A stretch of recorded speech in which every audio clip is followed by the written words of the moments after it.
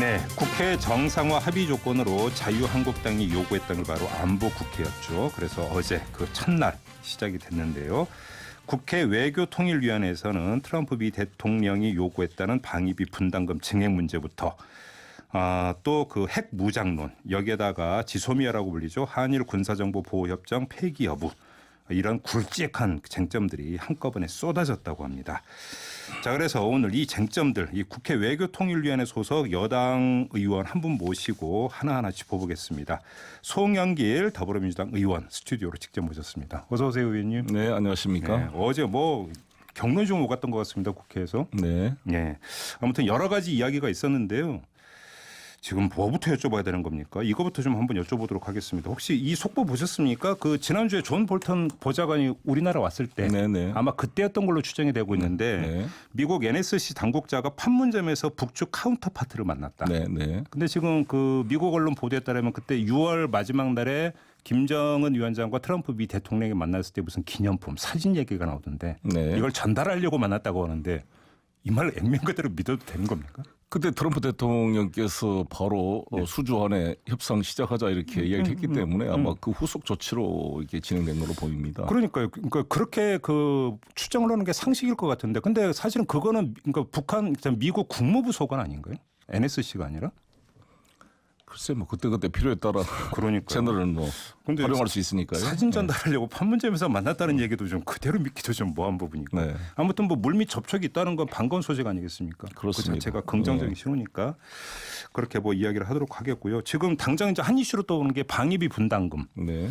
지금 어제 중앙일보 보도에 따르면 50억 달러를 존 볼턴이 요구했다라는 그 보도가 있었고 또 그 추가로 나온 이야기가 트럼프 대통령이 지난달에 방한을 했을 때도 이 문제를 거론을 했다는 보도가 또 나왔거든요. 네. 그런데 청와대는 구체적인 액수는 밝힌 바가 없다고 지금 부인을 했는데 의원님 이거 어떻게 읽어야 되는 겁니까? 충분히 예상된 것이고요. 예. 트럼프 대통령이 사실상 지난 대통령 선거 전에서도 지속적으로 강조했던 말이고 네. 그리고 또 내년 재선을 앞두고 저는 계속 활용할 이슈라고 생각합니다. 그리고 이번 판문점 회동 때 6월 말 7월 초에 네. 청와대에 왔을 때도 지속적으로 이 문제를 제기한 것으로 알고 있습니다. 그래요? 근데 중앙일보 보도 보면 그 조정 불가, 그러니까 내고는 없다. 이렇게까지 얘기했다는 보도가 있던데 물론 확인은 해봐야 되겠습니다만 우리 정부가 버텨낼 수 있겠습니까? 국민들의 힘이 필요하다고 생각합니다. 그래요? 그러니까 이 문제에 대해서 예. 미국 내에서도 대단히 비합리적으로 볼 뿐만 아니라 그런가요? 예, 실제로 제가 우리 방위비 협상팀 예. 대사님한테 장 대사님한테 얘기를 들어보니까 예. 미국 협상팀도 대단히 죄송하다. 협상 테이블에서? 네. 오. 너무도 우리도 예측이 안 되는 예. 논리적으로 말이 안 되는 주장을 백악관에서 하니 뭐라고 우리 이런 논리적으로 그걸 뒷받침할 수는 없지만 아무튼 미안하다. 그랬대요? 그 정도 수준입니다, 사실. 트럼프 대통령이 이렇게 찍어 누르니까 우리도 방법이 없으니까 좀만 봐주라. 이런 기조라는 건가요? 그렇죠. 오히려. 왜냐하면 네. 방위비 분담이라는 게 네. 분담해야 될 무슨 방위비가 있어야 될 거 아니에요. 네. 무슨 6조가 어디서 나왔어요, 이게. 무슨 전략자 실제로 우리가 지금 내고 있는 이번에 합의된 1조 380억 규모가 50% 규모 아닙니까? 5대5. 예. 근데 5대5면 합해봤자 2조 얼마라는 건데 갑자기 6조가 됐다는 것은 방위비가 3배로 늘었다는 겁니까? 이런 말도 안 되는 이게 동네 구멍가게에서 물건을 흥정하더라도 이렇게 안 할 거예요. 근데 지금 이 세계를 이끄는 대통령께서 이렇게 근거 없이 말하는 것은 미국 내에 건전한 그 비판가들이 주장한 것처럼 미군을 한 용병 수준으로 전락시킨 것이다. 용병 수준으로 그렇죠. 그런 표현을 미국 전문가들이 쓰고 있습니다. 예. 이 한미 동맹이 가지고 있는 수많은 가치를 다 천박한 용병 수준으로 전락시키는 행위다. 예, 알겠습니다. 지금 민주당 송영길 의원과 얘기 나누고 있는데요. 지금 유튜브 라이브로 김종배의 시선집중 함께 하실 수 있습니다. 유튜브에 들어오셔서 김종배의 시선집중 검색을 하시면 바로 뜨니까요. 함께 해주시고 구독 버튼도 눌러주시기 부탁드리겠습니다. 주한미군을 용병 수준으로 전락을 시키는 것이다. 예, 알겠습니다. 아무튼 근데 미 협상팀이 곤혹스러워했다는 얘기는 저는 개인적으로 처음 듣는데 네. 뭐 우리 정부가 현명하게 좀 대응을 해야 되겠죠. 이 예, 문제에 정말 대해서는. 이 분야만큼은 국민들이 힘을 좀 모아줬으면 좋겠고요. 일부 그러게요. 야당에서 예. 왜 빨리 그 안 해주냐 이렇게 말하니 협상력이 떨어지죠. 야당 누가 그런 얘기? 그런 이야기 하는 야당원들이 많아서 올려줘야 된다. 아니 미리미리 올려줘라 뭘 싸우냐 뭐 이런 식의 이 일부 의원들의 이야기는 예. 우리 국가의 이게도 도움이 안 되고 예. 협상팀에 힘을 빼는 이야기이기 때문에 그렇죠. 오히려 야당이 앞서서 안 된다 해야 지금 국내 여론이 이러니까 그렇습니다. 우리도 방법이 없습니다. 이렇게 가는 거죠. 그렇습니다. 실제로 의회의 주의를 채택하고 있는 미국도 마찬가지로 의회의 승인 없이 안 되는 거기 때문에 네. 협상팀이 가장 버틸 수 있는 것은 국회거든요. 사실. 정부는 여러 가지 한미 관계 때문에 네. 말하고 싶은 말을 잘 할 수가 없는데 반해서 예. 국회는 국민의 입장을 대변해서 이야기를 해줘야죠. 알겠습니다. 그 지금 그 자유한국당 일각에서 핵 무장론을 다시 들고 나왔는데 이건 어떻게 보세요? 저는 이런 말을 하는 자유한국당 의원들한테 전시작전권부터 먼저 회수해라 이런 말을 하고 싶어요. 예. 재래식 무기에 대한 전시작전권도 회수하지 말자는 분들이 핵무기를 가져오면 그 핵무기에 대한 통제권이 누구한테 있습니까? 이런 어리석은 말도 안 되는 소리를 할 뿐만 아니라 전술 핵무기라는 게 의미가 없는 것이 네.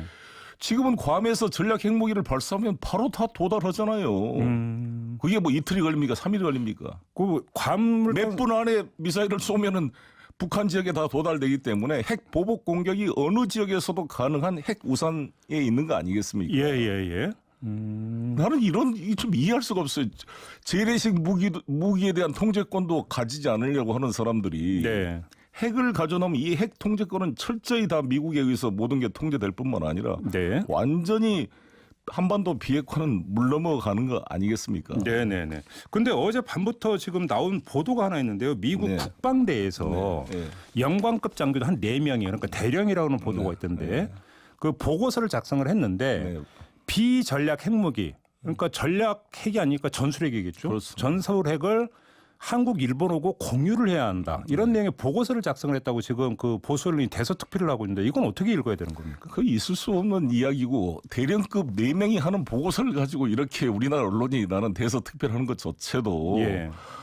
대단히 적절치가 않다고 생각합니다. 우리나라의 국방대학원처럼 영관급 장교들이 교육받는 것이 미 국방대 아닙니까? 예. 그래서 그런데 그냥 한 영관급 장교들이 한 보고서를 하나로 봐야 될 문제이지. 그게 되겠습니까? 지금 지소미아도 유지하냐 마냐는 푸는데 일본과 한국이 어떻게 핵을 공유합니까? 근데 지금 그 일부 언론 보도에 따르면 이 영관급 장교들이 핵 무기를 실제 전술 운용을 하고 있는 사람들이기 때문에 실제 정책에 반영될 가능성이 높다. 이렇게 보도를 하고 지금 있던데. 트럼프 대통령이 지금 북미 간에 이 문제를 풀게 하고 있는데 이 네. 대통령과 정책과 맞겠습니까? 그렇죠. 오히려 그것을 뭐 북핵 포기를 불가하는 보좌관을 해임시키고 있는 마당인데. 그러니까 트럼프 대통령이 지금 비핵화 협상에 들어가고 있는데 전술핵 배치라고 하는 것은 완전히 상극에 그렇습니다. 완전 이율배반의 정책이다. 지금 이 말씀이신 거죠? 그렇습니다. 그리고 이런 건 정말 위험한 일이고 예. 지금 사실상 미국이나 우리 세계 전체로서는 NPT 체제를 유지하는 게 중요한 거 아니겠습니까? 네네. 비확산 조약에 이게 판도라를 여는 것이 북핵이 되기 때문에 우리가 북핵을 막으려고 그러는 것이고요. 네네. 만약에 북핵을 막는 이유로 6조라 나름 방위금을 달라 그러면 우리로서도 할 말이 있는 게 우리가 핵을 개발할 수 없어서 지금 못하고 있습니까? 아니, 대한민국이 만약 핵을 개발한다면 주한미군도 필요 없고 방위비 분담도 필요 없을 겁니다. 그러나 미국이나 우리가 동의하는 세계적인 비확산 체제 유지를 위해서 네. 우리 대한민국이 핵을 개발하지 않고 있는 거잖아요. 네. 미국이 또 그걸 불가하게 하고 있고 네. 그런 대가로 자기들이 핵우산을 제공하고 방위를 해주고 있는 것인데 이걸 가지고 분담금을 돈을 내라. 그것도 네. 6조를 내라. 지금 다시 분담금 말씀하셨으니까 유튜브로 이 뉴스파워 코리아님이 트럼프 대통령의 요구에 대해서 우리 정부가 어느 선에서 타협을 해야 합니까? 이런 질문을 주셨네요. 가장 합리적인 타협선이 어느 정도 될까요? 저는 제 생각에는 오히려 주한미군한테 임대료를 청구했다고 저는 생각합니다. 왜냐하면 그래요? 이 평택이요. 네. 444만 평에 대한 엄청나게 좋은 땅입니다. 바로 중국 북경을 코앞에 두고 있는 미국의 전략적 거점입니다. 그리고 네. 우리가 주한미군에 대해서 우리가 작전 통제권을 가지고 있습니까? 오히려 주한미군이 대한민국에 대한 작전 통제권을 가지고 있고 주한미군은 북한을 방어하기 위한 것이 아니라 전략적 신속 기동군으로서 동북아 전체나 다른 미국의 전략적 지역으로 파병이 가능한 그러한 본부입니다. 이건 훨씬 미국의 안보에 도움이 되는 거예요. 그거는 여러 가지 미국 장성들이 하는 이야기가 한국에 기지가 있어야 중국이나 러시아에서 미국을 향해 쏘는 대륙간 탄도탄을 바로 몇 초 안에 이것을 탐색해가지고 요격이 가능해지거든요. 네네네. 만약에 주한미군 기지가 없다고 한다면 미국 본토는 훨씬 위험해질 것입니다. 그러니까 그래서 임대료 받아야 된다. 오히려 미국 안보에 결정적 역할을 하고 있는 것을 우리가 무료로 예. 443만 평 21조가 넘는 돈을 들여서 골프장까지 지어주고 관사 다 지어주고 하고 있는데 세계에서 가장 큰 미군 기지입니다. 이제 험프리 기지가 그렇습니다. 그렇습니다. 예, 예. 야후닷컴에서 쳐보십시오. 비기스트라고 써 있습니다. 알겠습니다. 지금 의원님께 여쭤볼 게 지금 너무 많은데 시간이 네. 지금 막 흘러가고 있는데 네. 그 방위비 분담금은 요 정도로 하고요. 화이트리스트에서 한국을 배제할 가능성이 뭐 거의 기정사실이냐 이런 보도가 나오고 네. 있는데 의원님도 그렇게 전망을 하세요? 일본. 그럴 가능성이 높다고 봅니다. 어떻게 해야 된다고 생각해요? 우리 만약에 하면 우리나라는 어떻게 대처를 해야 되는 겁니까? 일단 이게 간단한 일이 아니기 때문에 그러니까요. 일단 우리가 정부의 대응에 힘을 모아줘서 네. 교섭력을 좀 무너뜨리는 일을 안 했으면 좋겠고요. 네. 일단 이게 백색 국가에서 제외되더라도 네. 고시를 통해서 포괄적 위임을 할 수는 있어요. 포괄적 승인을 통해서 네네네 그렇다고 했어요. 여러 네. 가지 그런 탄력이 있기 때문에 이걸 네. 악화시키지 않도록 해야 한다 봅니다. 아. 그래서 지소미아 문제도 저는 이해찬 대표님 포지션이 맞다고 보는데 예. 저도 처음에는 이게 사실상 실효성은 별로 없어요. 지금까지 우리가 22건을 정보 교류했는데 아 토탈 22건입니까? 22건입니다. 2017년도에 가장 많았어요. 19건이었고 작년에 2건, 올해 2건.